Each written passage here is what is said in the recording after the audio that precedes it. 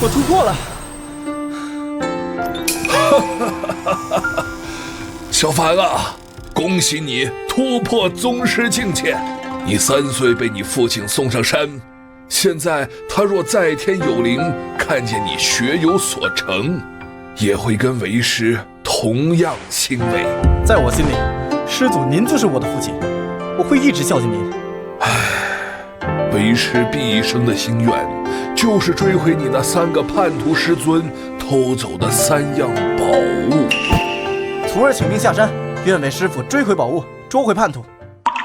说来麻烦，这3件宝物已经分别被他们3个人封印在体内，要追回宝物，必须他们心甘情愿给你才行，否则便如同废铁。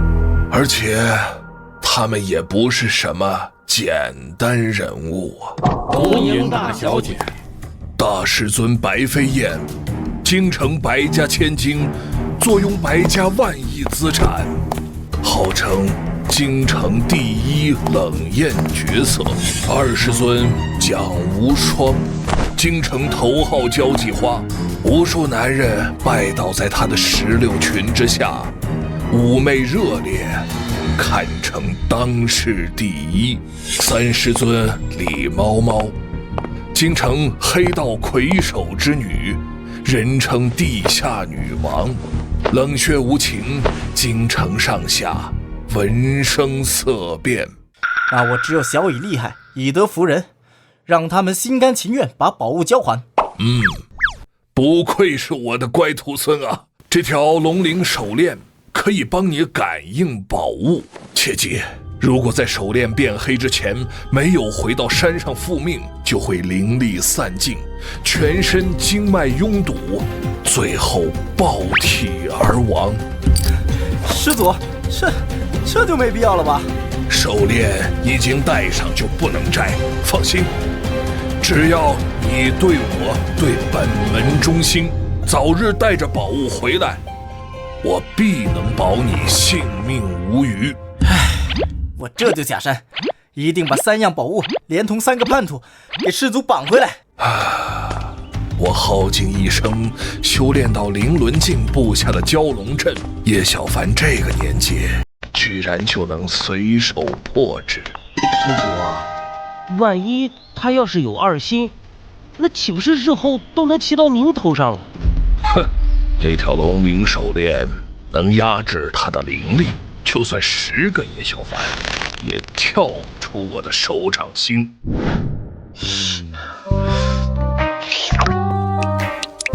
这城里人可真会享受啊！哎呀，滚！哪儿来的车要贩子？这车也是你的脏手皮磨的？哼，你车停到这里，我还没说你挡了本大爷的路呢。穷鬼，睁大你的狗眼看看，这是李家大门，我们车想停哪儿就停哪儿。还敢动手，今天就好好教训教训你！哎，小畜生，你等我家老大出来，有你好看的！你家老大是哪个小畜生？叫来我看看呗。小畜生，你找死！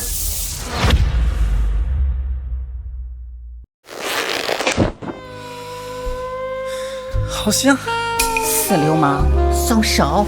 这就是师祖说的地下女王李猫猫，女水有反应了，师门宝物果然在她身上。死流氓，敢非礼本小姐！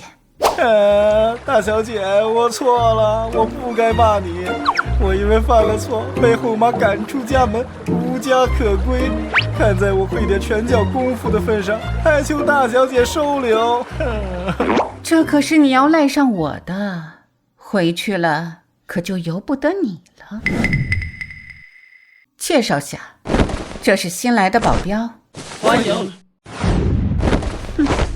跟我李猫猫斗，还嫩了点儿。哼，我乃宗师境界，凭着小小一张网就想困住我？怎么会这样？我的灵力呢？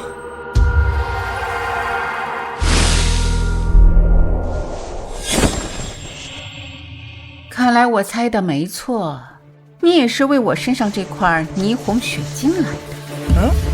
什么水晶？我是看你凶。少装怂！这些年来，凡是打这个宝贝主意的人，都死在了这儿，你也不例外。上刑，我劝你老实交代，谁派你来的，免得受皮肉之苦。眼下我灵力丧失，这小恶女又想要我的命。为了脱身，我怕是得先委屈委屈自己了。哪儿来的骚味儿？你居然，我害怕呀！人家大小姐没见过这场面，我家世代不浓，真不知道什么宝物。居然吓得尿了裤子，这点出息也敢来李家盗宝？真臭啊！还是赶紧把这个废物扔出去吧。别呀，好不容易来了个倒霉蛋，先折磨一番再扔出去。别光说不练，赶紧动手啊！狐狸猫猫，好久没看到五马分尸大死活人了。你们要干什么？师傅啊，你这给的是什么假冒伪劣的产品啊？这刚下山给我灵力全霍霍没了，我要是能活着出去，非得找你个老头算账不可。这眼看就要死的，还有什么遗言呢？本大小姐允许你说出来。李猫猫，你个毒蝎子！老子今天吃了你豆腐，老子死而无憾。老子下地狱第一件事就是吃你豆腐。临死前还占我便宜，我今天就让你尝尝我的鞭子。我们家小姐这一手金鞭，在道上可是出了名的，被打10鞭筋脉尽断，被打20鞭，阎王爷来了也救不了。想来偷我霓虹血晶的人都至少吃了10鞭，而你不仅敢打我宝贝的主意，还敢打我的主意。今天我要不抽你15鞭，我就不是李家大小姐。你如此歹毒，一辈子都嫁不出去。今天我先让你残，再让你死。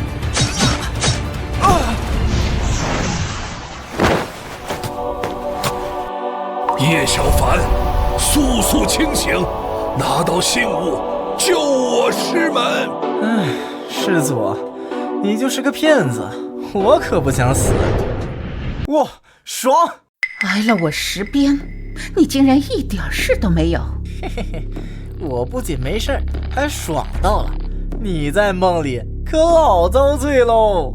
哦，这金鞭居然打通我的各大经脉，还真是因祸得福。快，别停啊！没吃饭吗？哎呀，再来啊！用点劲儿。这可是我李家祖传的金鞭，怎么会挨了我15鞭，一点事情都没有？这就是荣天境。我听师祖说，当今世上修成荣天境者不过区数十人，就连师祖也不在其中。难道这金鞭有助我修行的功效？小美人儿，说起来我还得谢谢你呢。臭流氓，死远点儿！本来呢我是浑身难受，结果被他这小皮鞭一抽啊，我是浑身神清气爽啊。小姐，你那霓虹血晶本就是灵修界的稀世珍宝，可以任意转移灵力，不会是因为这小子刚刚吃了你的豆腐才恢复灵力的吧？我们跟随小姐这么多年都没有机会，没想到让这小子平白无故沾了这么大的光。没想到霓虹血晶还有如此效用。把它留下当小白鼠，说不定能找到更多的用法。臭小子，你既然占了我的便宜，别想轻易离开。师门宝物没有取回，我怎么可能离开？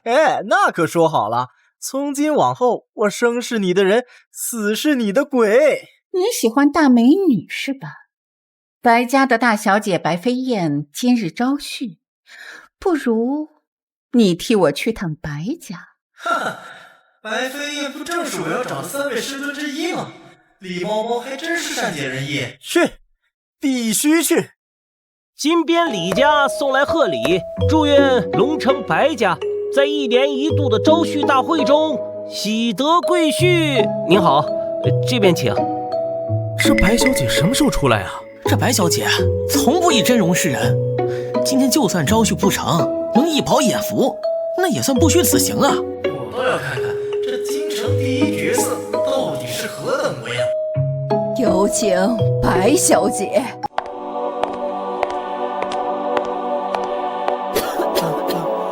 什么？这白飞燕竟然是个痨病鬼！不是吧？这个假冒伪劣产品竟然感应上了？难不成他真是我要找的大师尊？不可能，绝对不可能！师祖不是说大师尊是京城第一冷艳绝色吗？怎么一副重病缠身、离死不远的样子？欢迎各位今日来参加我1年1度的招亲大会。今年大会的主题呢，就是寻找一位人品正派、年轻有为的男子与我结亲。一旦与我结亲，我白飞燕所有的财产都会与他共享。我将助他修行成为神破境大宗师。什么？看看这病秧子，还想找个年轻有为的老公，简直是痴人说梦啊！确实荒谬啊，怪不得年年都要招亲，他是活不长了吧？来，我倒要看看，今天是哪个倒霉的成为这痨病鬼的老公？以貌取人，目无尊长。有些人啊，长得人模狗样的，内里却烂透了。哪儿来的小杂种？你知不知道我们3个是谁啊？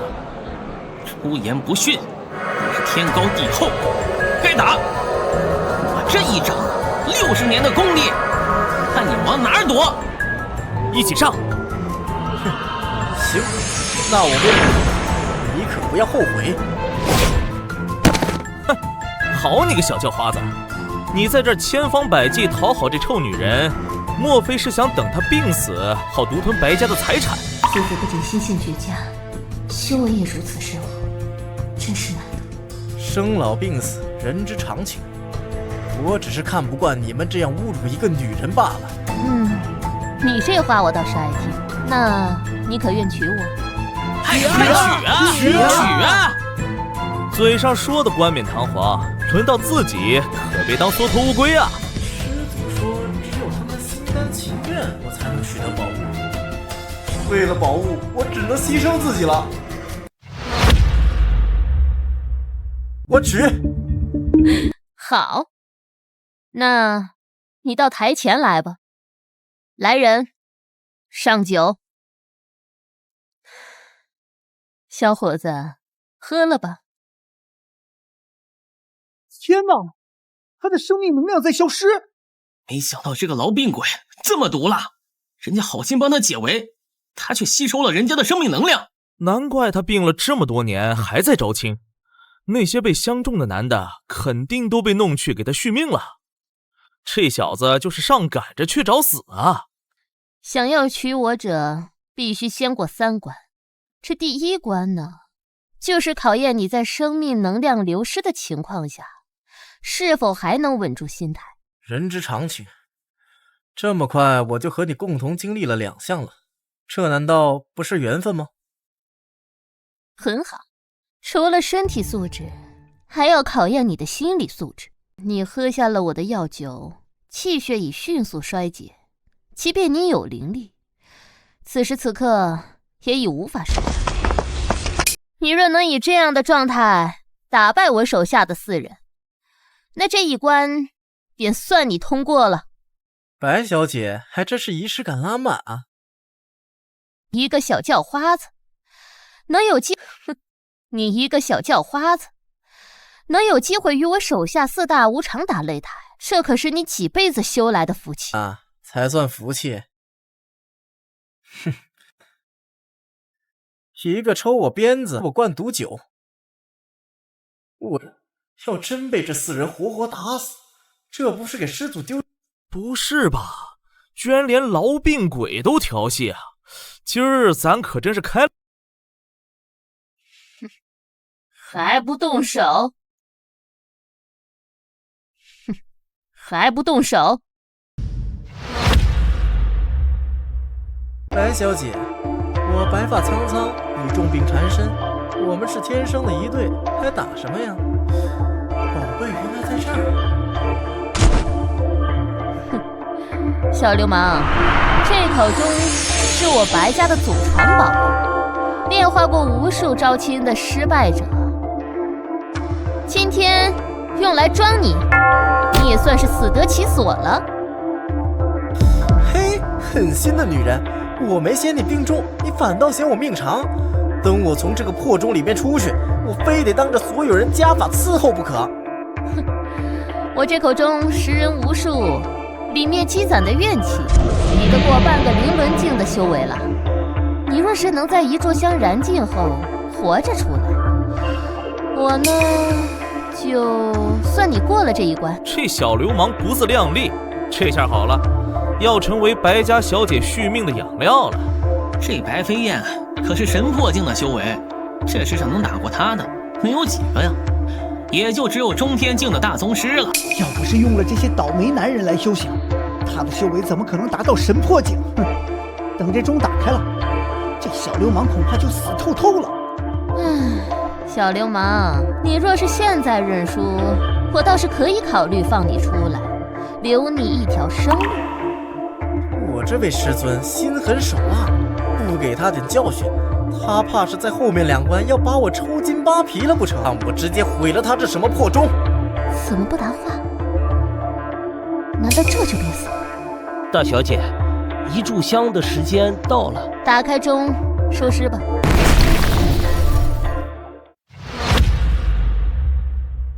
他居然还活着，还杀了4大无常，真是深藏不露啊！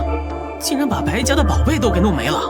哈哈，我算是发现了，我师尊们的宝贝个个都能助我修炼。所谓因祸得福，不过如此。白小姐，被你的宝贝钟炼化一番，我怎么觉得神清气爽，耳聪目明，这都直接返老还童了。这不可能！这口钟是我白家传了300年的宝贝，就这么被你毁了？说，是哪个门派派你来捣乱的？要是让他知道我师出何门，该怎么让他们心甘情愿交出宝贝？啊？什么在哪修行？我不过是个要饭的。想到白小姐您府上要口软饭吃。果然是个小流氓，怎么可能是修行人？看来是我的心了。哼，你恐怕高兴得太早，接下来还有2关呢，一关比一关危险。当然，你要是后悔了，也可以现在退出。后悔？我最后悔的事情是没抱着白小姐一起进去寻一寻，没准能寻出一个年方20的小美人，你们说是不是？别嚣张！你第1关险胜，背后肯定是有高人相助。这第2关，一定会让你和你背后的高人无所遁形。哎，我倒很好奇，白小姐，你打算如何折磨你未婚夫？哼，登徒浪子，只会逞口舌之力。这第2关的规矩还是一样，一炷香的时间内破局，就算你过关。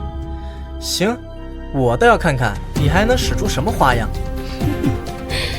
小子，难道你不觉得这熏香的香味很特别吗？你现在已经处在第2关之中了，这第2关就是我的太虚幻境。一炷香的时间，要是你破不了境，你就一辈子困在这太虚幻境中，最终精神错乱而死。好热呀，闷死我了！放我出去！放我出去！好冷，好冷，冷死我了！这白飞燕的修为真是深不可测，连太虚幻境都被他弄出来了。这臭小子倒霉了。他这个岁数啊，就算从娘胎里开始修炼，也不可能拥有对抗太虚幻境的灵力啊！接下来会出现你最渴望的场景，沉迷致死吧！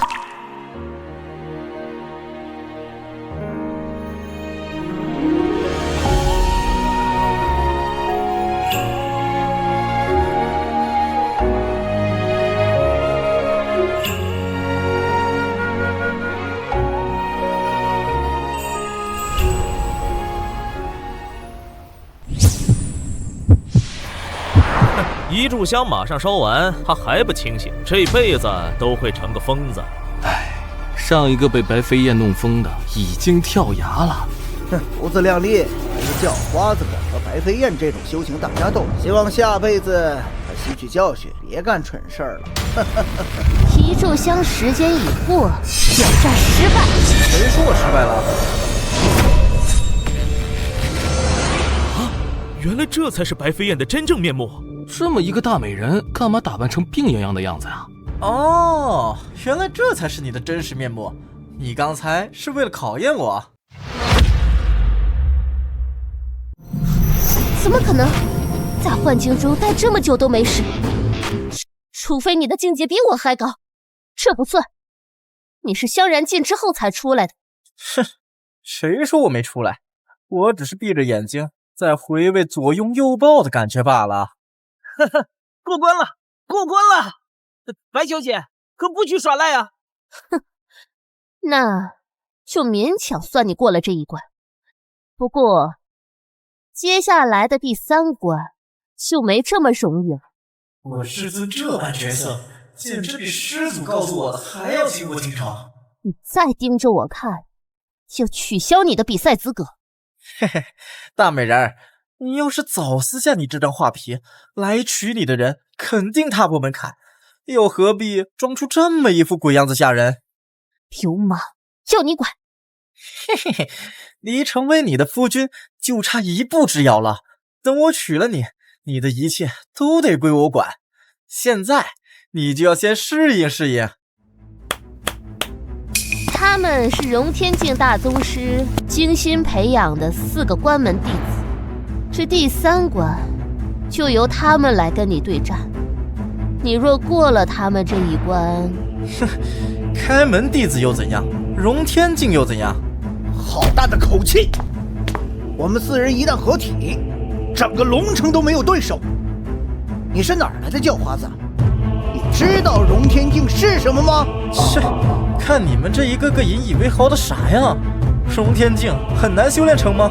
少废话，现在就让你尝尝我龙城4少的实力。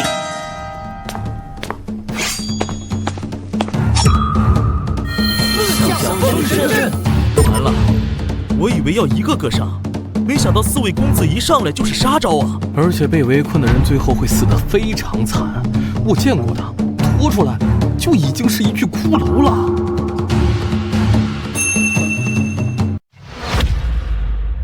只要你现在求情认输，我们可以考虑给你留个全尸。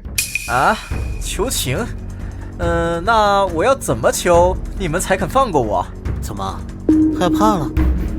想知道怎么求情？我告诉你，跪下，给我们每个人磕10个响头，我就考虑考虑。40个响头，对于我来说也不是不能接受。早不说，原来是个怂混。来人，去拿一块骨头过来。你只要叼着这块骨头，学几声狗叫，我就饶了你。哎呦，有几只狗不是一直在狗叫吗？还用学？你耍我们？哟，还跪下？醒醒吧，大清早亡了。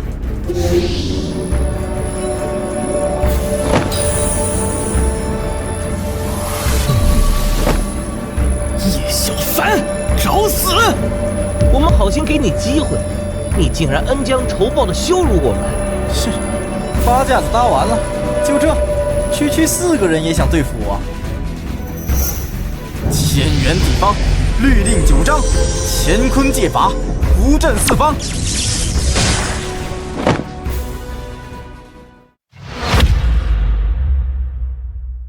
什么？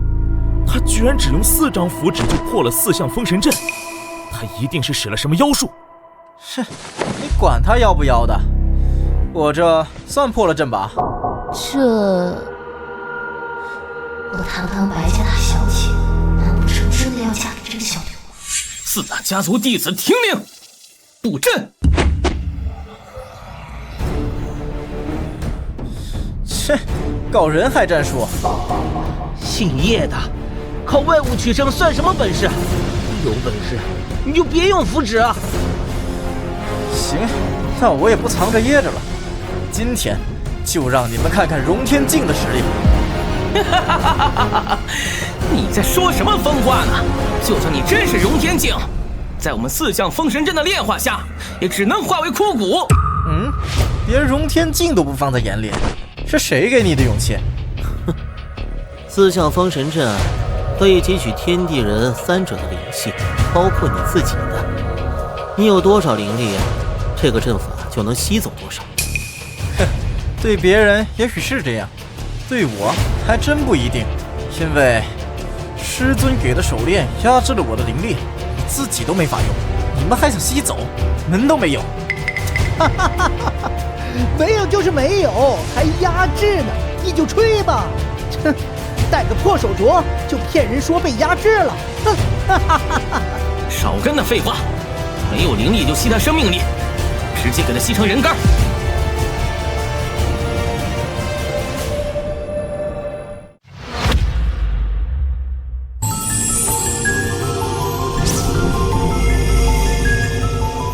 果然有用，这4象封神阵要吸我的灵力，龙鳞手链不让吸。这4象封神阵果然不凡，相互作用之下，龙鳞手链先撑不住了。不过得加快速度，不然生命力被吸完，手镯都还没坏。喂，你们倒是加把劲啊！没吃饭吗？这小子头发都白了还嘴硬，兄弟们加把力，直接送他上西天。好。大哥，这小子诡计多端，长期僵持的话，我怕他再出阴招。不如让弟子们继续维持阵法，咱们来一个分头出击。好计策，就这么办。哎，这没人告诉我第3关是无尽模式啊！老婆，你耍赖！你既然想做我的夫婿，就得按照我的规则来。风来，火来，兵刃，飞沙走石。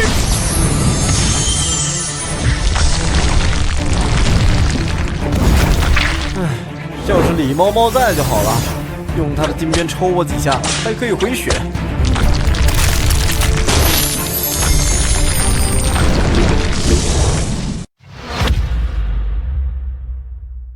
哼，终于要扛不住4象封神阵的神力了吧？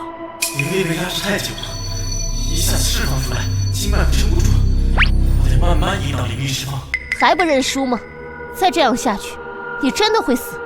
多谢夫人关心，等晚上为夫好好奖励你。哼，真是死到临头都不知悔改，都这样了还油嘴滑舌调戏白小姐，我要让你死无葬身之地！放马过来，老子遇强则强，迟早把老子逼成大宗师。都这样了，还想当大宗师啊？那我就成全你，去阴间当去吧。喜欢吸灵气是吧？我撑死你们！他的灵力突然浑厚了很多，加大力度给他吸收掉。不行，他的一下子灵气太多，超过阵法的吸收上限了。万象天离，给我破！不可能，在4象封神阵下，从来没有过活狗。你怎么会？因祸得福了呗。这假冒伪劣产品就这么从我手上被摘掉了，怕是师祖也没想到吧？好雄厚的灵力，他的修为已经超过了在场所有人。你莫非已经修到了荣天境？嘿嘿，哎，这次我算破阵了没有？我白飞燕说话算话，你过了这3关，就是我白家的乘龙快婿。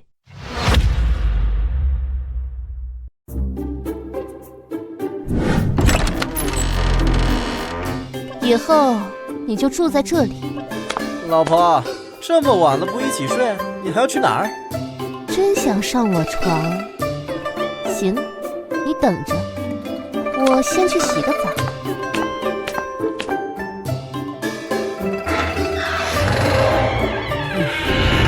今天是太累了吗？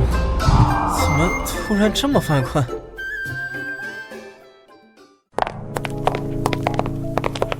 这小流氓还真是难对付，他真的睡过去了。放心吧，就刚才的药量，都能迷倒一头大象了。小双，我看你的炼毒术还不到家呀。不是我的练读术不行，而是这小子的解读能力太强了。二师姐，他的解读能力有你强。你个傻丫头，师傅当年只教我下毒，压根就没教我解读。师祖没教你解读，但是教我了呀。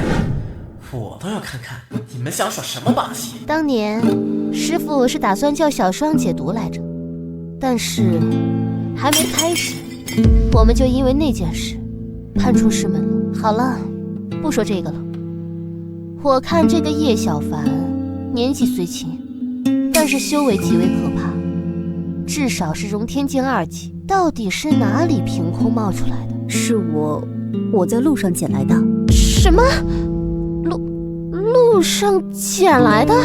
你不知道，大师姐，这小流氓他一看见我就想吃我豆腐，我就想着把他给骗回来，好好收拾收拾。没想到，你说他吃你豆腐，会不会是冲着你宝物来的？没错，我怀疑他就是冲着我这块霓虹血晶来的。我还怀疑他沾了我霓虹血晶的光，被我金鞭抽了一顿，灵力还变得更加浑厚了。咱们身上这3样宝物，只有在遇到自己同门的时候，才会起到灵力加持的作用。你们说，他会不会是师傅派来的？啊？那咱们得赶紧把他弄死才行。你别动不动就要把人弄死。还是老婆最关心我。把他4肢砍掉，扔垃圾堆算了。毕竟，垃圾人就该进垃圾堆。你这还不如杀了我呢。大师姐这个主意好。灵修者体内经脉一旦中断，就会灵力散尽。我们赶紧开始吧。我心善，看不得血腥画面。你们继续，我去准备重启招婿大会。我的娘！师祖教出来一群女土匪啊！难怪干得出来偷东西背叛师门这种事。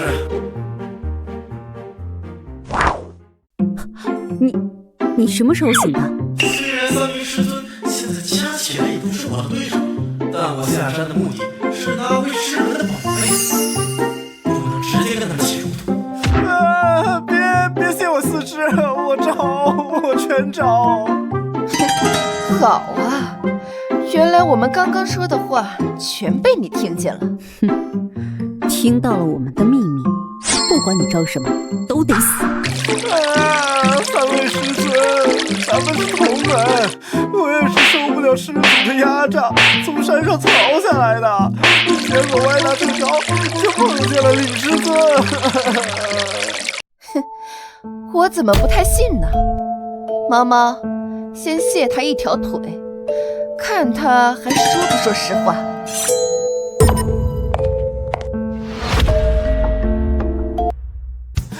蒋师尊，咱们虽然是第一次见，但您给我的感觉特别善良，特别的通情达理。我相信你是有同情心的。不好意思，这东西我还真没有。说说看，他怎么压榨你了？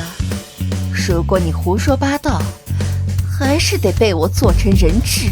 师祖他打我骂我。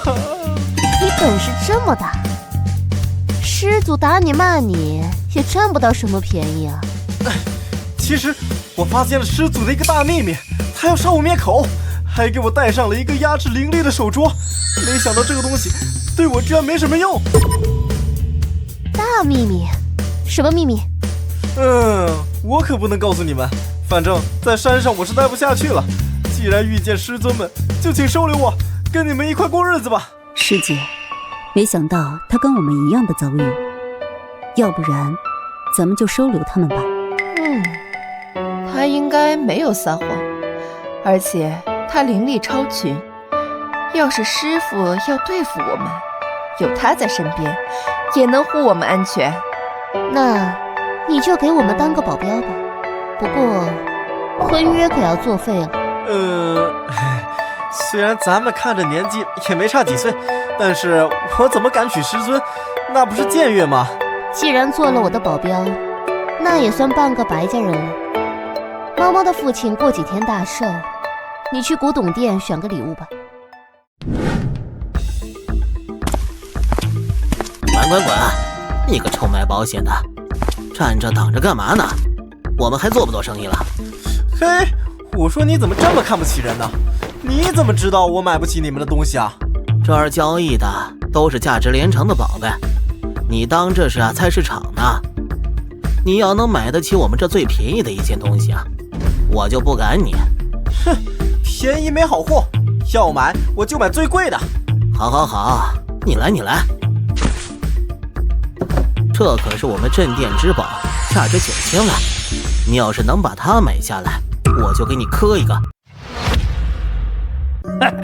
哎，这臭卖保险的想将人家，结果却被人家给将了。这宝贝我们平民老百姓连摸都不敢摸一下，他倒好，直接买最贵的。你说这个玩意儿它值9000万？怎么，你还想砍价不成？恕我直言啊，就算是给你砍个对折，你这辈子也买不起。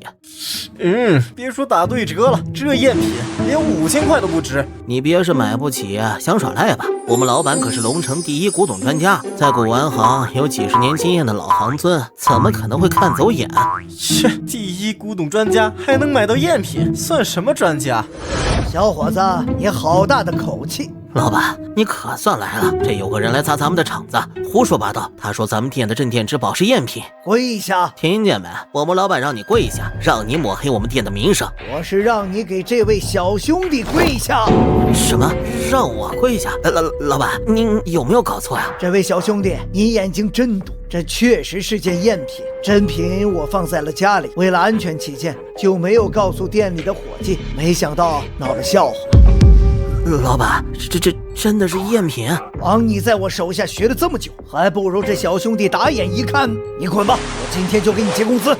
今天头一次见，店里的东西随便挑，就当是我送你的见面礼。这以后啊，多来指点一二。就这个吧。这玉佩在这里摆了好久都卖不出去，怎么不挑个贵点的？这东西卖不上价，但并不代表它不值钱。小小的玉佩扇竟然篆刻着一个冰属性法阵。你说的对，千金难买心头好。这块玉啊，送你了，就当咱们交个朋友。慢着，这是我们北冥门的东西。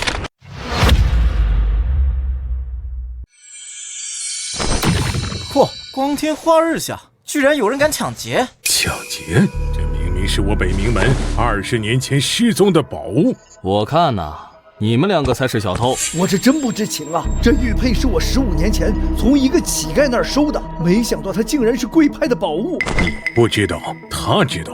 哼，没教养的东西！你妈没教过你不要用手指着人吗？小兄弟，我劝你不要跟他们硬碰硬。北冥门是龙城第一大派，得罪了他们的人不会有好下场。北冥门又怎么样？光天化日之下，我不给，难道还敢抢不成？小子，你想找死不成？叶小凡，叫你买寿礼，你磨磨唧唧一上午，原来是在这里偷懒。师尊，寿礼倒是挑好了，但是有无赖想截胡啊！哼，无赖？这位大哥看起来仪表堂堂，怎么可能是无赖呢？这位美女说的没错，我只是来找回门派丢失的宝贝，怎么会是无赖呢？哼，说无赖是抬举他了，更像是衣冠禽兽。你们两个敢耍我，受死吧！哎，这大热天的，怎么突然这么冷啊？这是我们北冥门独门武功阴寒掌，凡受掌风者都会被寒气侵蚀，10年不去。这老狮子寒冰掌不错，当空调连电费都省了。我劝你别仗着年轻逞强，小心老了得老寒腿。老寒腿那都是轻的，只要被我寒冰掌掌风击中，你的灵力就会被大幅削弱。是吗？但我怎么感觉你那阵小风吹来，除了有点凉爽外，毫无感觉呢？嚣张的东西，再吃我一掌！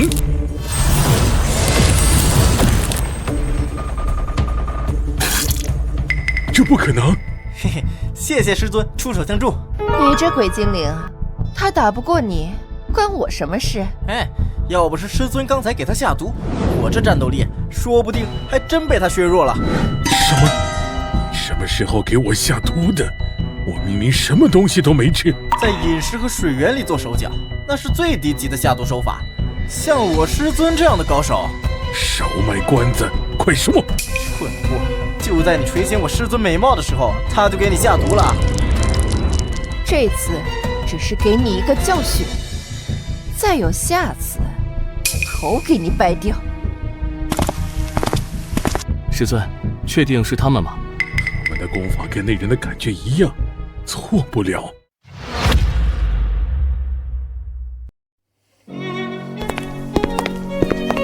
我敬各位一杯，欢迎各位来参加我爸爸的生日宴。李小姐说笑，令尊是龙城最有威望的商界大哥，我们做小弟的，在这个日子必须赶过来送礼。我吴家如东南山，寿比南山。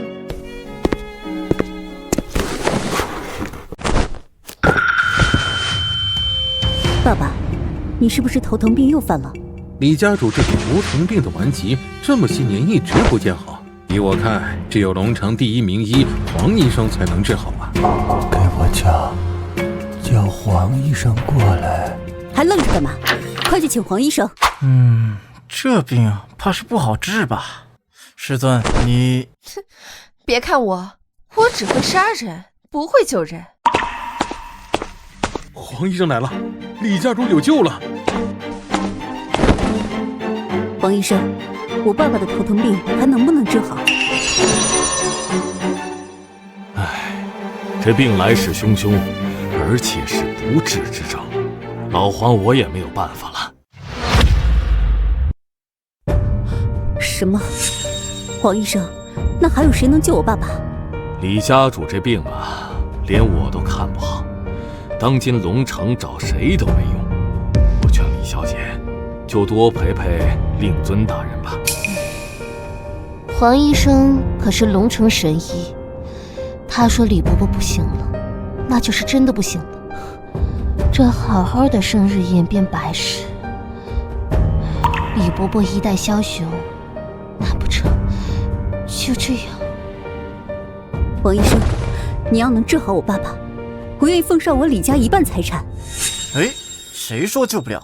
李家主明明有救。这位小伙子，李家主要是能治，就是不给钱我都要救。我黄某怎么敢当着龙城这么多大家族的面砸自己的招牌？别仗着你有点修为，就敢对龙城第一名医指手画脚。这治病救人可不是打打杀杀呀！不是哥们儿，你们的反应怎么这么强烈？是怕我把李家主治好了，抢了你们的风头？年轻人，你无知自大，我不跟你计较，你赶紧走吧，免得引起众怒，我可保不了你。我就奇了怪了，这一个简单的头疼病，你龙城名医看不好都不怕引来众怒，我只是说了句我能治好，就要引来众怒？你，老夫我行医多年，治过我的疑难杂症比你吃的饭都多，你毛都没长齐的小流氓，敢质疑我的医术？呵呵，我质疑你，真金不怕火炼，你现在把他治好，我就不质疑。算了，小凡，你刚来不久，还不知道黄医生的本事。黄医生若说这人3更死，阎王都不敢留他到5更。阎王不敢，我敢。好，你要能留住他，我今天就当众给你下跪，磕3个响头，从此不再行医。这龙城第一名医的头衔，我双手奉上。哎，好，这可是你说的。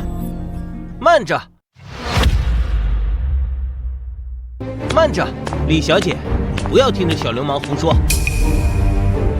这小子又不是医生，现在逞能给李家主治病，这若是治不好，他又没什么损失，可是李家主却要承受更多的痛苦，你忍心吗？那冯少，你说怎么办？我刚才已经派人用直升机去取我冯家珍藏的天王保命丹了，很快就能送到。这药能救我爸爸吗？黄医生说不能救的病，什么药都不行。这个药只能让李家主清醒一段时间。你一会儿要是有什么话要跟他说的，就抓紧吧。爸，你醒醒！你不能死啊，爸！又取来了。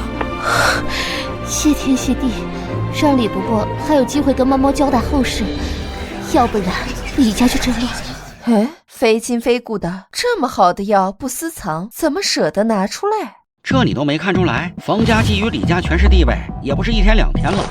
我看呐，他是醉翁之意不在酒。哦，我说冯少这么积极救李家主，原来是打李家千金的主意啊！你个小流氓，你少胡说！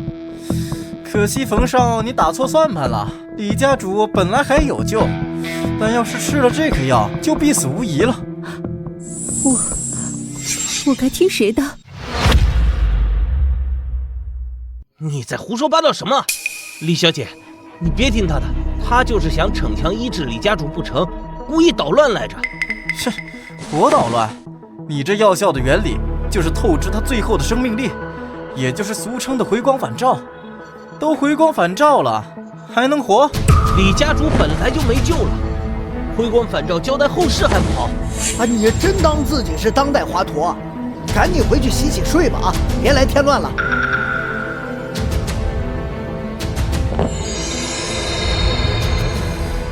唉，自己找死，可怨不了我。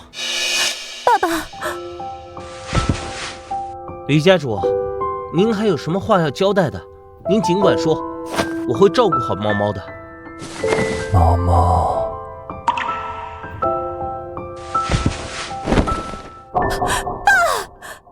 这不可能！这天王保命丹至少能保人2个小时的命啊，怎么这么快就失效了？让开！我说了不行，你们偏不信。这下好了，李家主2只脚都踏进棺材里了。住手！你一个小流氓懂什么？李家主可经不起你这么折腾。你再碰我，伤了李家主，你可承担不起后果。小凡，你会治病？你爸爸站在台上的时候，我看见他面色红润，若是因头疼病晕倒，不该有这种面色。我也只是试试看。什么？试试看？你这是把李家主当成小白鼠了？哼，病人危在旦夕，你将他搬来搬去，居然只是想要试试看。李小姐，记住这个人，你父亲过世后，他就是杀害你父亲的凶手。切，你们一个断言李家主没救了，一个给李家主下猛药透支生命，现在李家主成这样，都是你们的责任。现在想甩锅给我，反正李家主是死在你手上，你脱不了干系。谁说我死了？爸爸，你醒了？这不可能啊！天王保命丹药效过后，怎么还能醒过来？怎么会这样？你用的什么法子？你看你怎么治的病？李家主都吐黑血了！少嚷嚷！李家主根本不是头疼病复发，是被人下毒了。谁敢给我爸爸下毒？让我找到他，非给他大卸8块不可。那天王保命丹是真的，你是不是想诬陷我？这不可能啊！如果李家主被人下毒，我怎么会看不出来呢？我又没说是你下的，你慌什么？这毒护体最少也有1个时辰，那会儿你的直升飞机还没出发呢。少听这小流氓胡说！李家主中毒纯属子虚乌有，我看他就是想博人眼球，胡说八道。小兄弟，你说我中毒，可有什么依据？李家主，方便说下您是什么时候开始觉得不对劲呢？哦，我想起来了，在我接礼品的时候，觉得有阵子晕眩。礼品我们也都接触过，确实感觉有一瞬间的眩晕。我以为是宴会厅人多，空气不流通导致的，就没太在意，然后就什么都不知道了。我知道了，是礼品有问题。李叔，您相信我们，我们4大家族不可能做出这种龌龊的事情。叶小凡，你说这些到底有没有证据？4大家族是李家的左膀右臂，怎么可能会害我们李家？其他的我不关心，我只想弄清楚这毒是怎么来的。天清地明，日月照灵。哼，果然是礼品有问题，因为你们中毒的几人都接触过的东西只有礼品。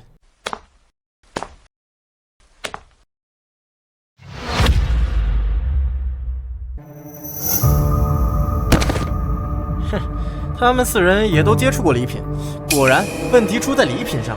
既然你有能耐，那想必你一定有办法。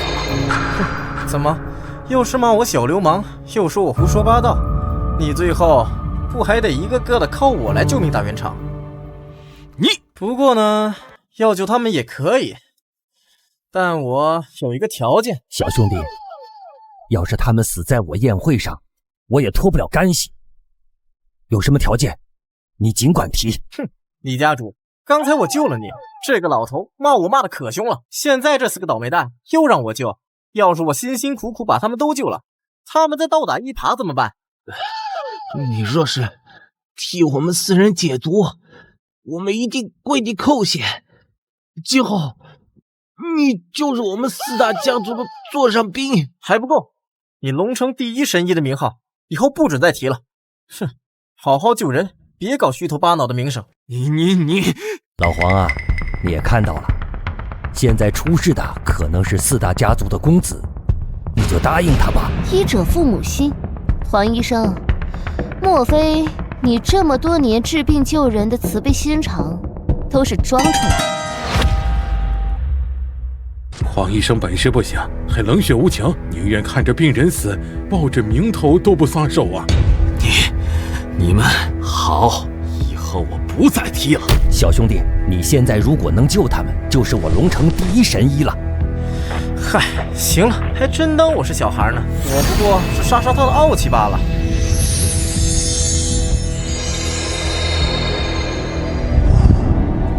这毒药为什么有种熟悉的感觉？毒已经解了，你们回家调养几天，应该就没什么大问题了。谢谢叶小凡，你刚才检查的时候接触过礼品，为什么没事？难道你不应该解释一下吗？唉，还是被你发现了吗？这毒对我没什么用，因为是我在山上亲手淬炼出来的。你说什么？你这毒是你下的？搞半天全是你在这自导自演啊！毒是我做的，但不是我下的。空口无凭，你说什么我们就信什么。我们中了你的毒，你怎么也脱不了干系。一群蠢货！我要杀你们，何须用毒？况且在你们中毒之前，我根本没接触过礼品。叶小凡，少在这故弄玄虚，这到底是怎么回事？这毒我走的时候全都留在山上了，只有师祖有机会拿到。你的意思是，师傅？别猜了，毒是我下的，在下受天山老祖所托，前来清理门户。你们3人是自愿跟我走，还是等我用强？我们凭什么跟你走？诸位，你们恐怕还不知道吧？李猫猫已经叛出天山派，李家早就不受天山派的庇护了。什么？李猫猫已经叛出了天山派？那岂不是说跟着李家就是与天山派为敌？劝你们赶紧弃暗投明，免得受李家牵连。敢当着我的面挑拨离间，难道你想与我李家全面开战？这又如何？跟你们李家仗着天山派撑腰，才能与我们北冥门分庭抗礼。现在攻守一行，天山派成了我北冥门的后盾。这算个屁呀！我将李猫猫3人拿下，我看谁敢！给我拦住他们！李家主，对不起，我想起来我还有事儿，我也有事，先告辞。你们现在还有人要拦我们吗？哼，有我在，谁也别想带走3位师尊。小子，上次是我中毒了，你还真以为你能扛得住冰寒掌不成？哼，咋的？你还能变成中央空调，冻死我不成？来来来，我忙了半天，刚好有点热了。无知无畏，汉掌！胸前的玉佩好像对北冥门的功法有反应，难不成这真是他们宗门的宝物？师姐，小凡被冻住了，不行，我得救他出来。我去，你这锤子要是砸下来，千万别！你这个时候砸开冰块，他的身体也会一同碎掉。李嬷嬷，你们现在跟我走，我还可以将这小子解冻。要是再晚点，等他内脏也冻成冰渣子，神仙也难救。叶小凡太冲动了，被冰寒掌冻住的人，世间还无一活口。好，我愿意跟你走。毛毛，你不能去。爸，叶小凡对我们李家有大恩，如果我不救他，要是传出去，别人会怎么看李家？以后还有谁敢给李家卖命？可是，爸只有你这么一个女儿。爸，正因我是你的女儿，所以更应该由我来承担这一切。你们两个呢？推得怎么样了？快看，冰块好像裂开了。怎么可能？冻住的冰块硬度堪比金石，刀剑也难伤分毫。都愣着干什么？快加大灵力输出啊！是古董元素玉佩在吸收他们的灵力。会有人能在冰寒掌成型后破冰的？你到底是怎么做到的？还要多亏了这块玉佩，玉佩中的阵法好像能抵御冰属性的攻击。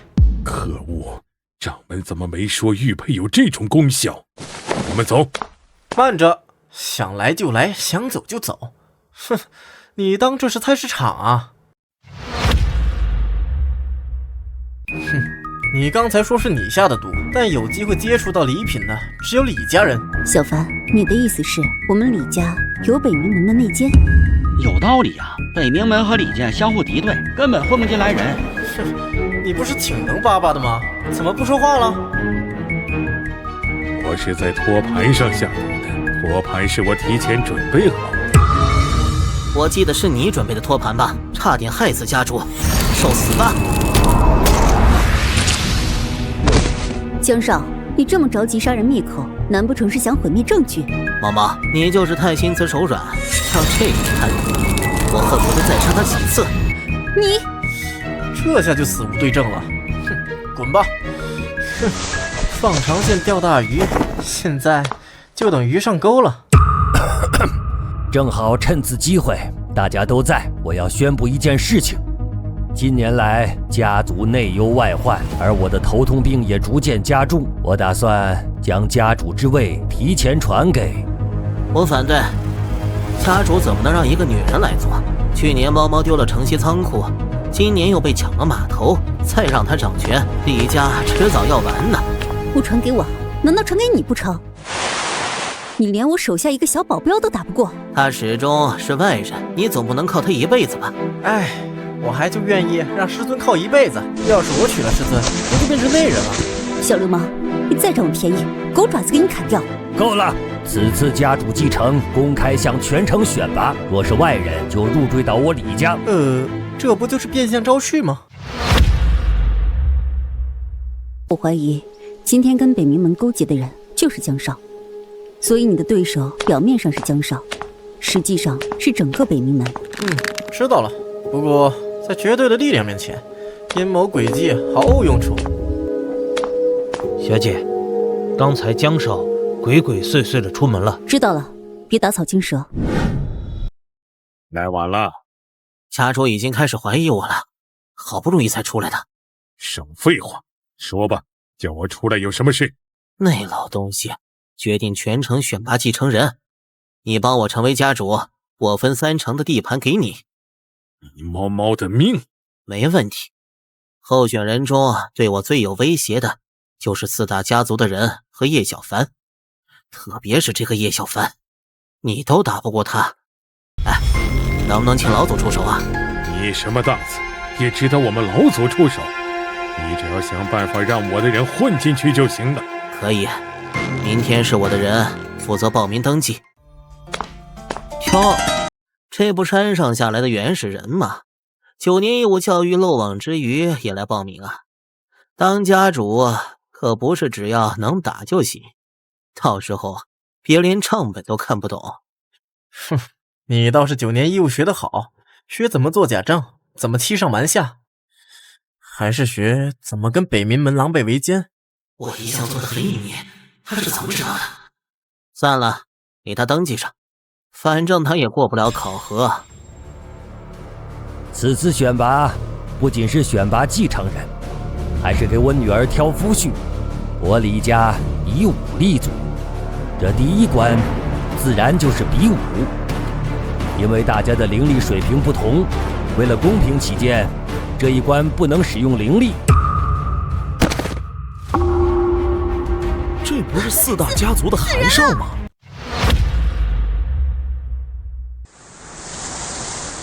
吴少、冯少、龙城4少死了3个。刚才他们死的一瞬间，我的玉佩有感应，是北冥门的功法。凶手就在人群之中，在找到真凶之前，谁也不准离开李家大宅。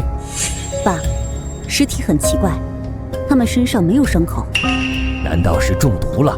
中毒？我知道凶手是谁了，真相只有一个，凶手就是你，叶小凡。众所周知，叶小凡的毒术造诣很高，只有他能在神不知鬼不觉的情况下给人下毒。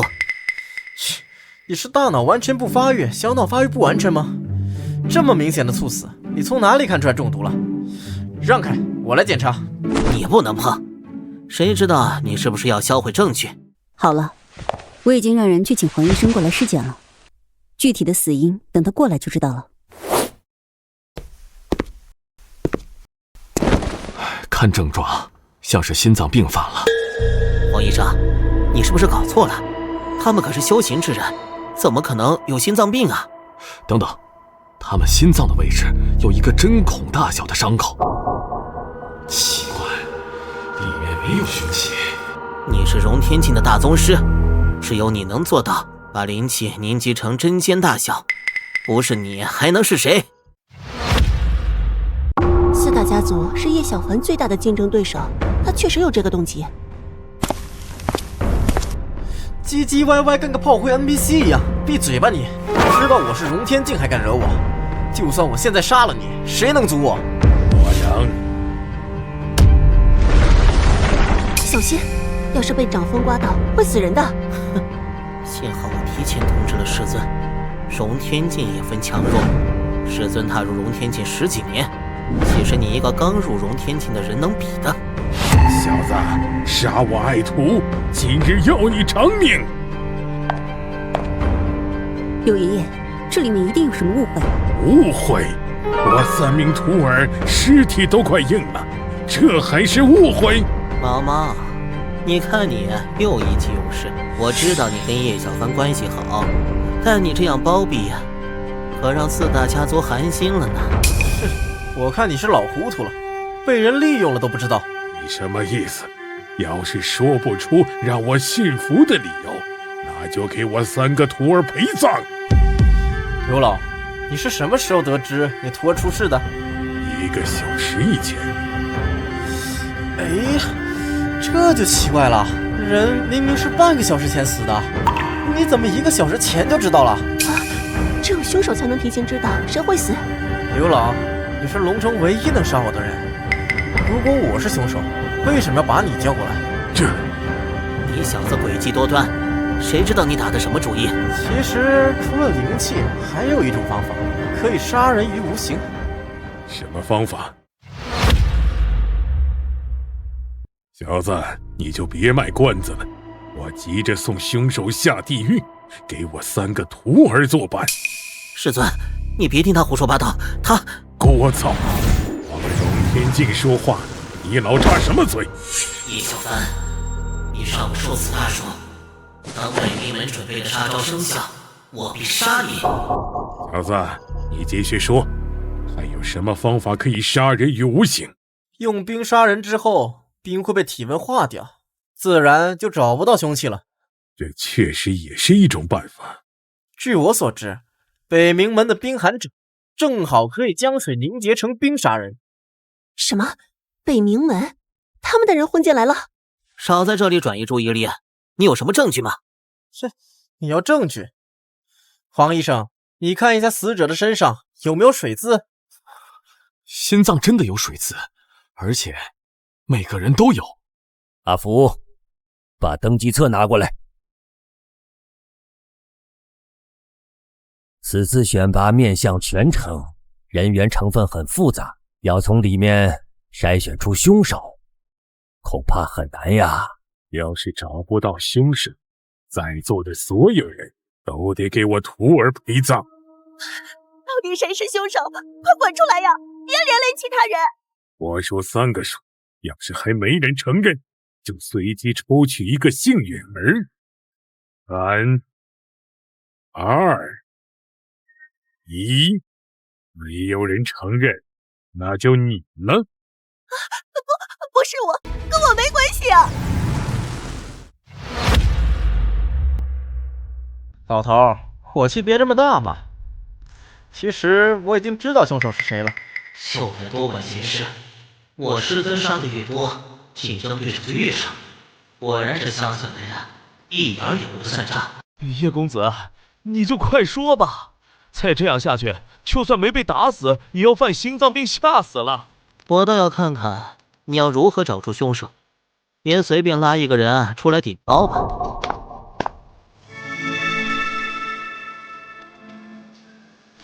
找到你了。这块玉佩是北宁门的至宝，刚才此人运功抵挡的时候，玉佩对他的功法有反应。他身上有北宁门信物，他果然是内奸。我去你的！差点把我们全害死了。北宁门的畜生，让你不当人，让你不当人！好了，诸位，凶手已经抓到了。现在我宣布，选拔大赛正式开始，请各位候选者抽签分组进行比武。江木就是江少。第一轮，江木对叶小凡，一上来就是王炸呀！2个最有希望的人直接撞一起了。你把霓虹血晶带上，它能帮你恢复体力和灵力。师尊终于心甘情愿把师门至宝给我了，这算是嫁妆吗？师尊，开始了，滚吧，用完得还我。头好晕，怎么回事？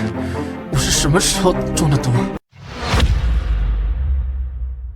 叶小凡，你是不是觉得浑身乏力、头晕目眩呢？你拳头上有毒？你不是会解毒吗？你现在解一个给我看看呀！哼，跟我玩毒，我可是玩毒的祖宗。灵力虽然不能用来比武，但用来解毒都可以啊！天晴地灵，单元守正，解！没有用。裁判，让举报！江少他的拳头上涂了毒药。你可不要血口喷人啊！我可没用毒，你们可以随便检查。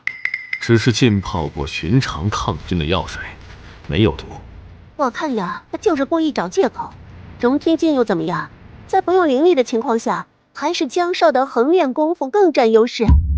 嘿嘿，看荣天镜挨打的机会可不多呀，录下来一定能火。此毒名为无影散，平时无毒无害，需要我绷带上的药水激发毒性。猜猜你是什么时候中的毒？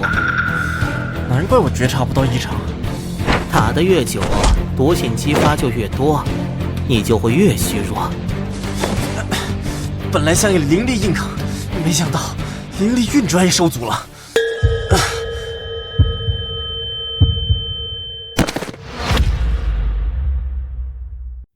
你现在认输还可以体面点。我呸！你个忘而复义的狗东西！我救你，你暗中给我下毒！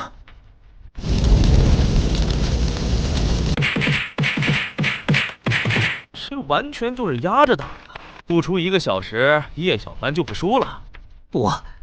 也不可能。为什么你现在还能站着？难不成叶小凡也是练的横练功夫，打了1个小时都没破防？霓虹血晶不愧是宗门至宝，一边掉血条一边加血，直接锁血了。打够了吗？现在该我了，来吃我蓄意红拳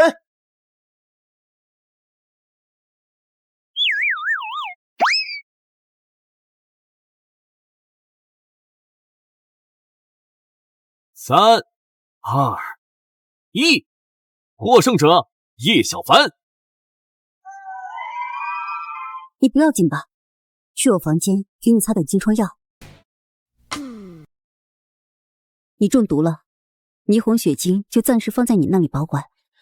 想不到李大小姐也有这样小女人的一面。我又有什么办法？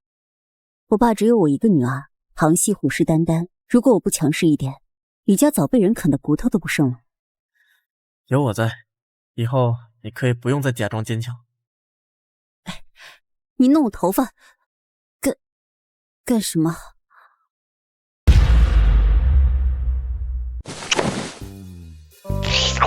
谢小凡，我看你是想吃鞭子了是吧？老实说，你给我擦药，还真不如抽我几鞭子恢复得更快。无影伞会阻碍灵力运转，让你的实力大打折扣。北冥门的掌门和江少的师傅都是荣天境，他们肯定会趁机找你麻烦。我打算去找20尊，他家是毒术世家，据说家传的万毒秘典记载了世间所有的毒药配方，只要知道配方，我就能解毒。那明天我陪你去吧，我跟二师姐关系不错，可以帮你当说客。毛毛，你来找我，怎么还带着这个小流氓啊？二师姐，其实我们这次来是想找你借万毒秘典的。你又不使毒，借万毒秘典干什么？叶小凡中了无影伞，需要看毒药配方做解药。哼，你们两个什么时候？二师姐，你别误会，叶小凡是为了我们李家才中毒，所以我必须帮他。你知道万毒秘典为什么能记载这么多毒方吗？因为想看万毒秘典，就得拿秘典上没有的毒方来换。这没问题，我在山上创新过几种毒方，万毒秘典上绝对没有。这件事我一个人做不了主，我带你去见我爸。就是你要借万毒秘典？家主，你别被他给骗了，他这么年轻，一看就没有什么毒术造诣，怎么可能有新的毒方？我看他就是想白嫖我们蒋家的毒方。想借秘典，先证明你的实力。这里有10杯酒，其中只有1杯无毒，你挑1杯喝下去。小伙子，在选之前，我提醒你一句，这酒里面都是剧毒，连我们也没有解药。你要是选错了，就会死。现在放弃还来得及。我叶小凡的字典里从来没有放弃2个字。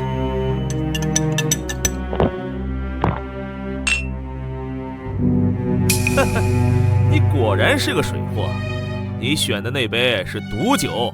蒋伯父，你说没有解药是开玩笑的吧？没有，我之前已经提醒过了。我是故意选错的，我不仅能变毒，还能解毒。继续吹吧你怎么还没死啊？难道你真的解毒了？肯定是误打误撞，瞎猫碰上死耗子了。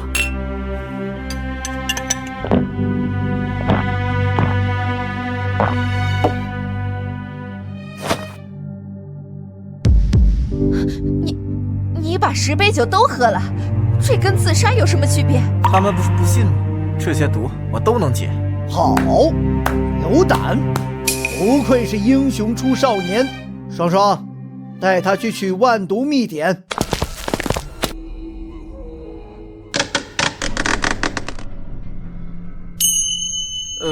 20尊，你不会告诉我这就是万毒秘典吧？想找回万毒秘典，自己来万毒谷取。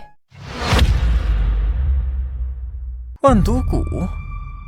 万毒谷也是擅长毒术的势力，这些年一直跟我们蒋家争夺毒术第1的名号。你们城里人怎么净爱争这些虚头巴脑的东西？走吧，一起去万毒谷闯一闯。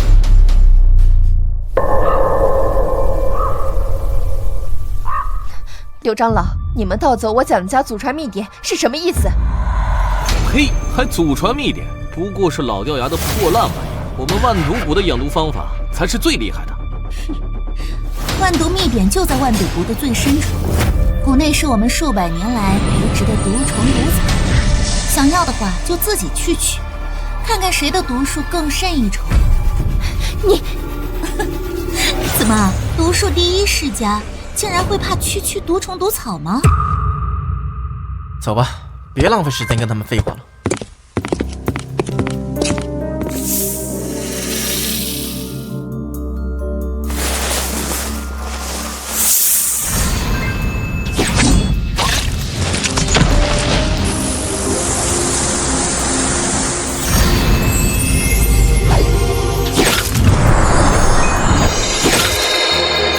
万毒就像是一个养蛊的大缸，毒物之间相互吞噬，最终只有最毒的才能留下来。越往深处，毒就越厉害。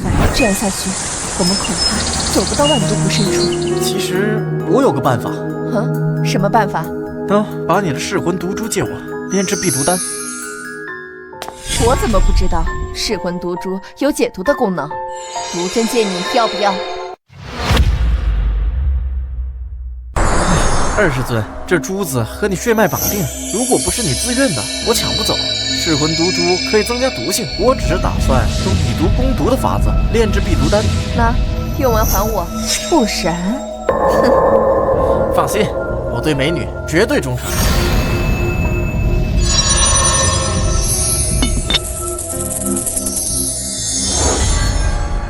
他拿锅出来，难道是知道没有希望走出去，准备给自己煮断头饭了？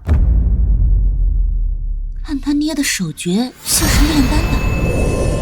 怎么可能啊，长老！你看他还添锅，哪有这么炼丹的？20尊，再去找点最毒的原料来，还不够。你说的炼丹就是炒菜？你上辈子是个厨子吧？再耽搁下去，时间真的来不及了。20尊，我这口锅可不一般，你就信我一次。那这些够了不？够了够了。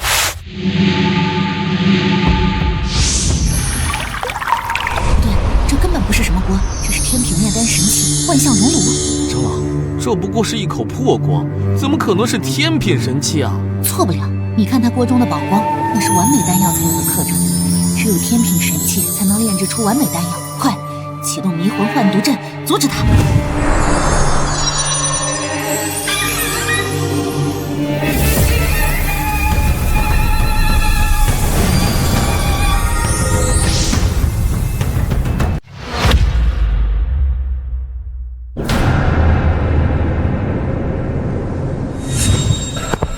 嘿嘿，师祖，我已经拿到噬魂毒珠，蒋无双那个傻女人还真是好骗。不错，等我将3件宝物全部收回，他们也就没什么用了。蒋无双，杀了他！他就是你为了保护不择手段的小人。怎么偏偏这个时候我腾不出手来？20尊，醒醒，这是幻境！你这个骗子，真是瞎了眼才信你！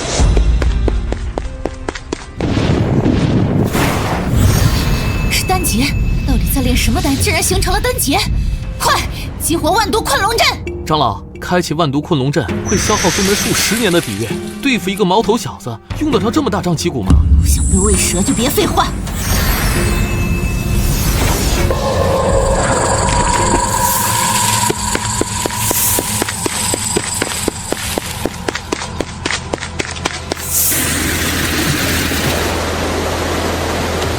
感谢榜一大哥送来的材料。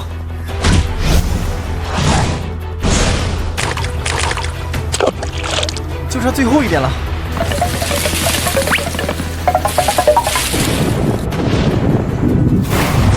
劫雷要来了，这些毒物刚好可以帮忙抵御劫雷。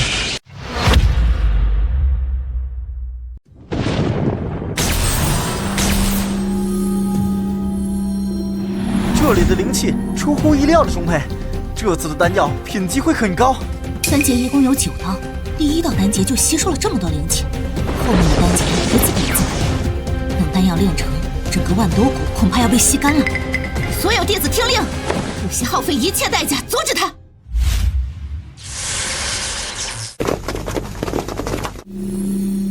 杀了他！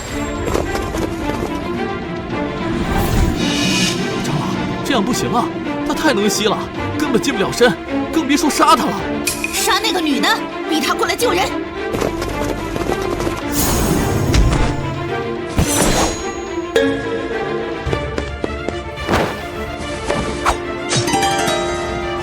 这已经是最后一道丹劫了，跟他拼了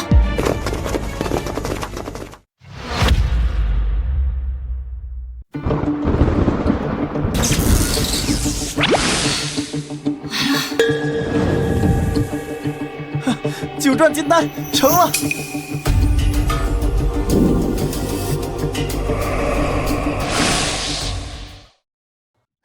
你个呆子，谁让你替我挡刀的？二师尊的身体好像好软。师尊，你是在心疼我？刚才你陷入幻境中了，还对我喊打喊杀呢。是我误会你了。哎，避毒丹炼制好了。避毒丹，毒中之王，万毒避让。这万毒谷的底蕴真是深厚，竟然能炼制出这个品级的丹药。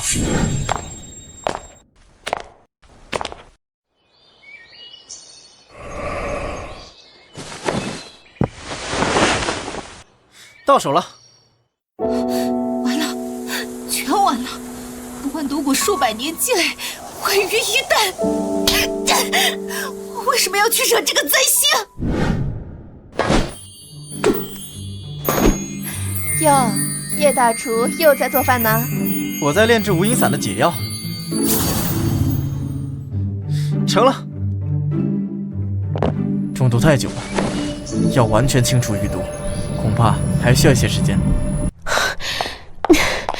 小师妹家出事了，北冥门的人袭击了李家。江木，我李家待你不薄，你竟然跟北冥门里应外合搞偷袭！我4大家族为李家鞠躬尽瘁数十年，到头来你们竟然要把家业给一个外人，那我们这么多年的付出算什么？最后问你一次，叶小凡在什么地方？你休想知道！哼，敬酒不吃吃罚酒，我现在就把你办了！江木，你找死！我去你大爷的！小师尊，对不起，让你受了这么大委屈。你回来干什么？不是白白送死吗？说不定是回来帮忙推屁股呢。你找死！还装呢？你以为你现在还是荣天境？给我弄死他！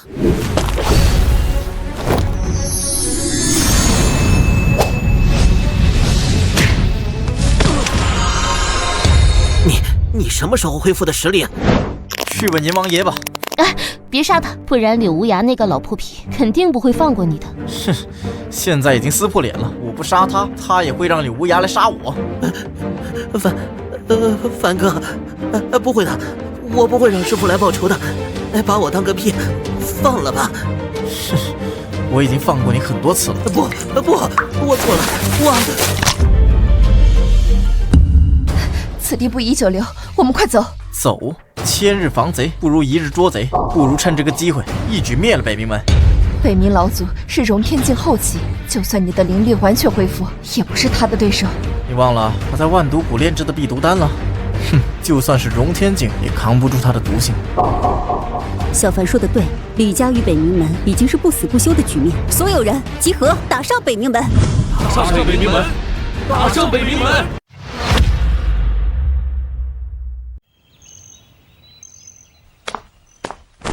先等等，我先放点毒，把人都逼出来。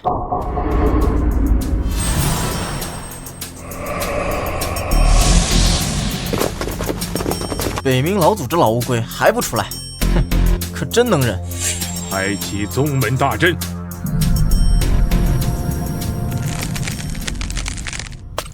这冰壳子太硬了，一点痕迹都留不下，怎么办？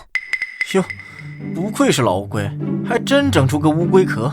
喂，老乌龟，你是准备在乌龟壳里面待一辈子吗？小子，你别太嚣张，等毒气一散，我要把你们全都做成人质，关到猪圈去。你这毒气能释放多久？1个小时之后，我的灵力就会耗尽。不能坐以待毙，我们必须在1个小时之内找到破阵的方法。毛毛，你们李家有阵法大师吗？破阵的方法有2种，一种是摧毁阵眼，这不太可能，因为阵眼就在龟壳里。另一种方法是通过他的灵力流转线路逆向破解，但这个冰壳子太大了，要弄清楚灵力流转路线需要至少1天时间。1天？可是1个小时之后，小凡的灵力就会耗尽。没有其他办法了吗？我这枚玉佩上有个冰属性法阵，感觉跟这个冰壳子很像。竟然是一个袖珍型宗门大阵。李叔，怎么样？能破解吗？两者原理是一样的，只要破解这个袖珍法阵，就能破解宗门大阵。你激活法阵，我来尝试一下，看能不能破解。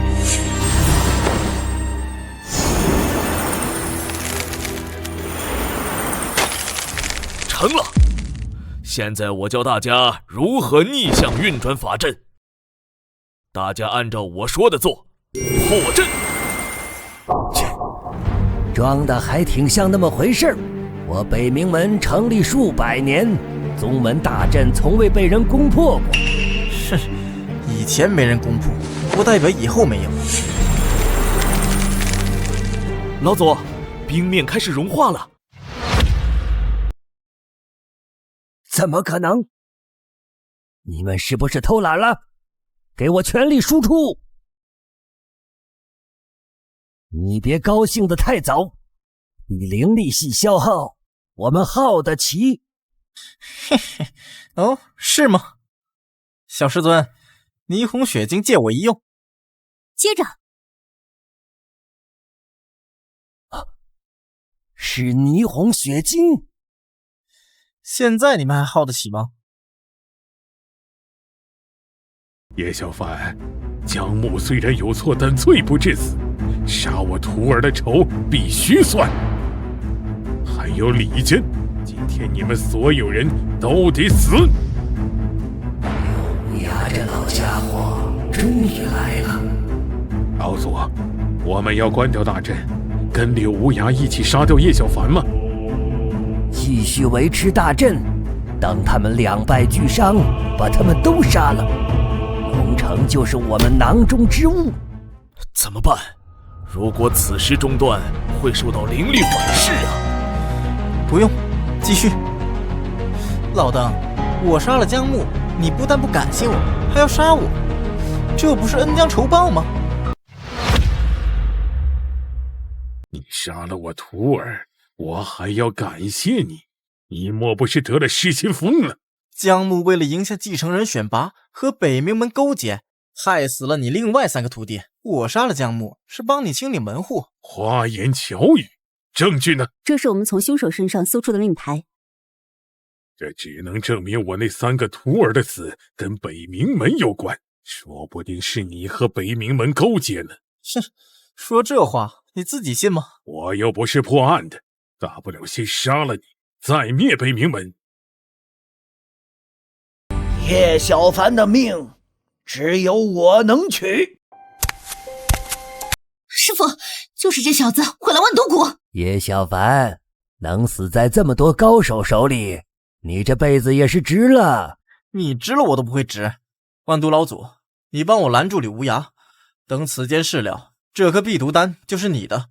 瓶里面的毒气可以再造一个万毒谷。此话当真？信不信由你，或者我也可以捏爆避毒丹，放出所有毒素，大不了所有人同归于尽。老万，我看你没了避毒丹，还如何威胁人？你的对手是我。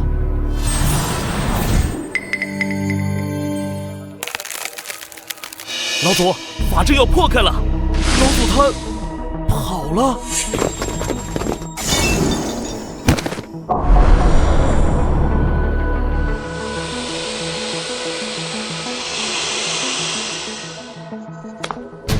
那老登呢？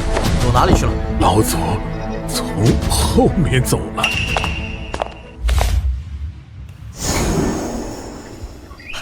那边有人。叶小凡，师祖让你来追杀叛徒，没想到你也叛变了。尊者，怎么会是你？北冥老祖呢？你是来抓我们的？没错，师祖派叶小凡下山，就是为了抓你们3个叛徒，并且把被你们盗走的3件宝物送回到山上。眼下你1件也没完成，叶小凡，你可知罪？小凡没有完成师祖派来的任务，回山后任师祖责罚。叶小凡，你个混蛋！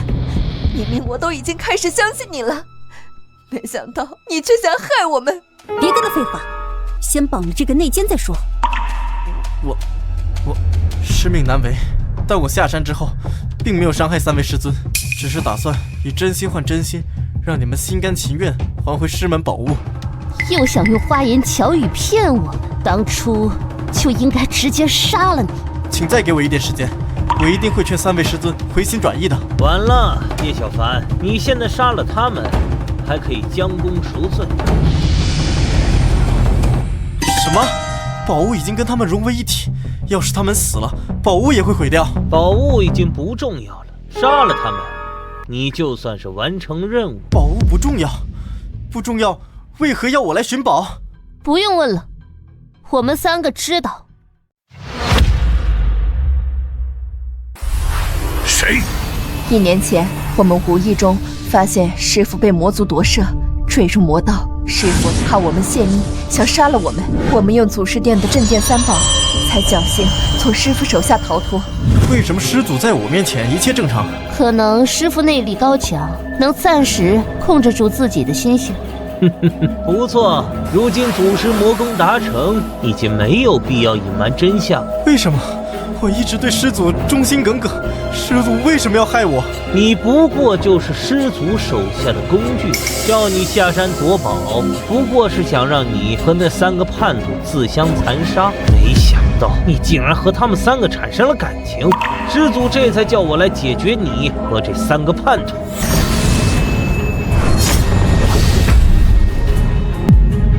小凡，你没事吧？师尊，对不起，是我骗了你们，但我只想拿回宝物，向师祖交差，并没有想要伤害你们。有很多事你都不知道，我们不怪你。接下来该轮到你们了，保护小凡。你们3个叛徒，竟然还敢反抗！尊者，是你步步紧逼，我们从始至终就只为自保。也好，那我就一次性解决你们3个，替师门除害。我在这山上苦修多年，岂是你们这些只知道吃喝玩乐的废物能比的？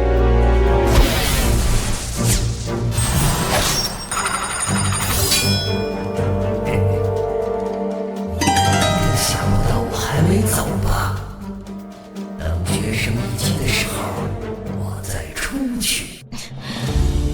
尊者，我们本来不想杀你，这是你逼我们的。以为凭借这外物就能够打败我，你们太天真了。哼，以我们现在的灵力，宝物能发挥的作用有限，但是对于你，应该足够了。这是什么鬼东西？竟然能击碎我的护盾！北冥老祖，你要躲到什么时候？你以为你躲得掉吗？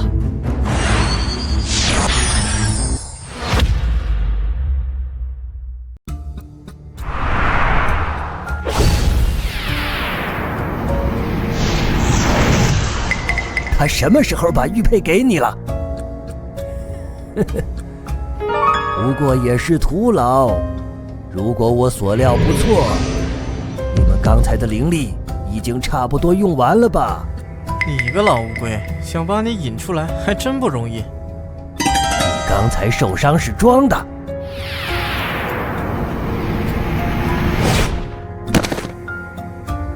哼，现在轮到你了。叶小凡，你要是杀了我，师祖是不会放过你的。师祖从来就没想过放过我，这一切从始至终就是一个圈套。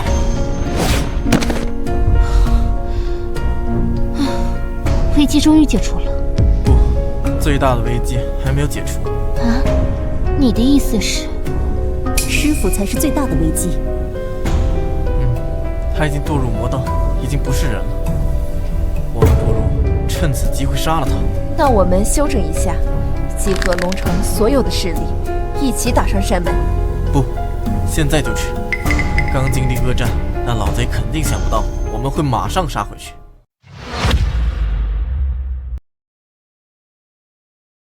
三位师尊，我有个计划。什么计划？现在师祖还不知道尊者已经被我们杀了，我可以假装抓到你们，完成了师祖的任务，再找机会偷袭他。嘿，那还请三位师尊将宗门至宝先放在我这里保管。你又在打什么鬼主意？如果不做的真一点，是不可能骗过师祖的。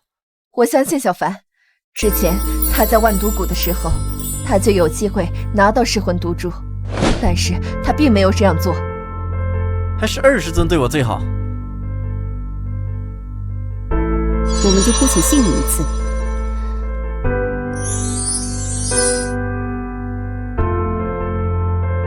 还有什么话想说，有屁快放。我可能还得把你们绑起来。叶小凡，你不要得寸进尺，这样看起来更可信一点。毛毛，就按他说的做吧。啊，我怎么感觉这个绑法有点涩涩的？我看电影上都是这么绑的。师祖，我把3个叛徒抓回来了。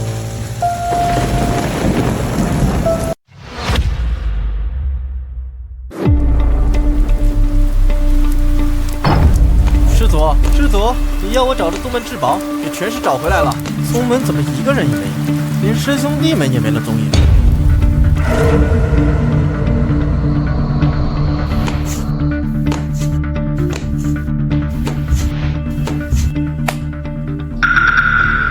回来了，信不辱命，我拿回了3样宗门至宝，还有这3个叛徒，我也帮师祖抓回来了。你有没有见到过李陵？我派他下山找你了。尊者也下山了。师祖，你派尊者下山有什么事吗？没什么，我怕你打不过这3个叛徒，派他下山帮你。师祖，师门的其他师兄弟呢？怎么一个人也没看到？啊，他们都在闭关。真是天助我也！只有这老邓一个人，好杀多了。这3个叛徒死有余辜，我要你亲手杀了他们。师尊，请你饶了我们这一次，以后我们一定尽心侍奉在你左右。现在求饶已经晚了，受死吧！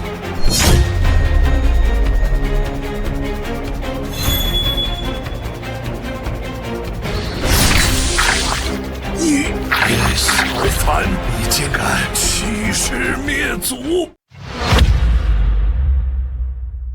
哼，你都派尊者来杀我了，我为什么不能杀你？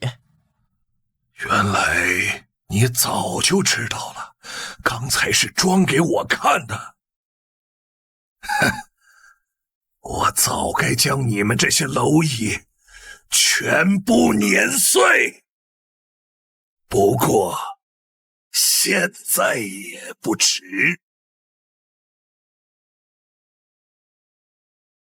好了，是传送阵。他可能去了当初被夺舍的地方，那里是他的老巢。这里有个密室。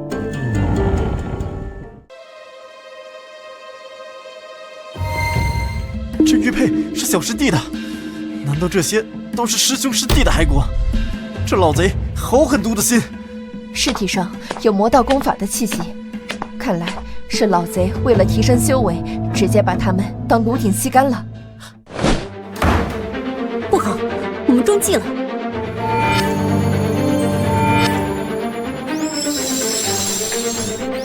法阵在吸收我们的灵力，难道我们也要跟这些枯骨一样的下场？当年你们盗走宝物，导致我这么多年没法突破。今天就用你们的命来突破。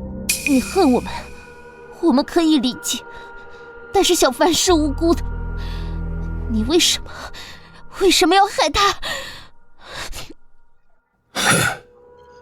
他如果没有突破融天境，也许我会放他一马。你的徒孙有这么高的天赋，你作为师祖，难道不应该替他高兴吗？高兴？师祖不如徒孙，让我颜面何存？那你又为何让他下山？哼，我的本意是让你们自相残杀，哪知道你们3个这么废物。我对你忠心耿耿，服从你，崇拜你，在你眼中，我居然是个绊脚石。你为什么还能站起来？哼，我如果不装作虚弱的样子，你怎么会主动出来？哼，不愧是融天境的天骄，还真是难杀呀。不过我有3件宗门至宝，你也只是垂死挣扎罢了。你那是宗门至宝，那我这又是什么？你给我的是假货，不可能，这宗门至宝的气息不会错。呵呵，3件至宝和3位师尊身心合一多年，想要模仿气息还不容易吗？那又如何？就算有3件至宝，也逃不出我的法阵。能彻底吸收你们的灵力，我就能直接突破至融天境。不出1刻钟，你的3位师尊就会被炼化。你能撑得住，就是不知道你的师尊们能不能撑住。不需要1刻钟，你这破阵我马上就能破。乾为金，坤在都，巽引光，3宝合一。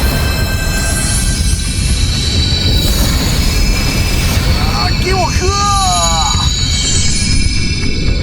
这3件宗门至宝竟然能合成1件，我怎么从来都不知道？因为你们都拿在各自手里，当3件至宝同属1个人后，合成的口诀就自动出现在我的脑海里。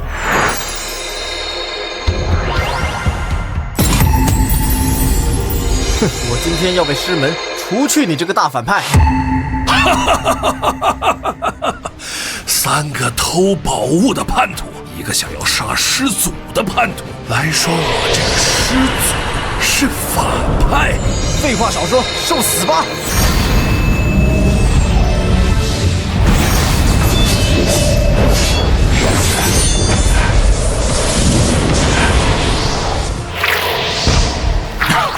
竟然能把我逼到这个地步，都给我死！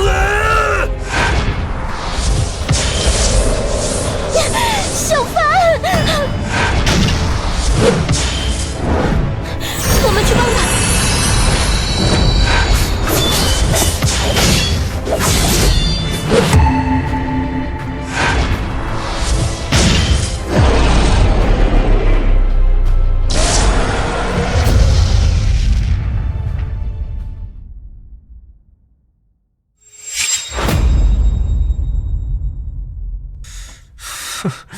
我从小被师门收养，现在师兄师弟全死了，我没家了。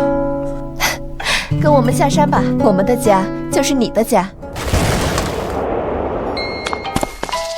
哎，刚才师祖让你杀我们的时候，你为什么第1个选择杀我？难道我是最不重要的那个？